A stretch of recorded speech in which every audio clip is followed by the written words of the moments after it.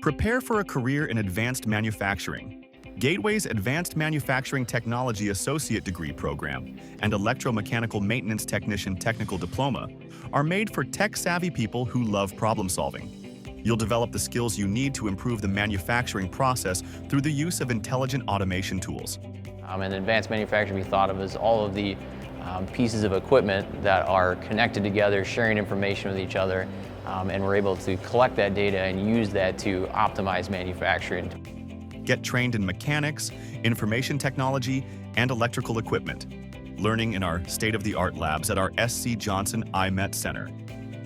Most of the stuff that we do is getting your hands in there and actually physically doing it while you're learning the theory of it. We got a power supply that's powering. That makes me confident that I'll be able to do it when I'm out in the field by myself.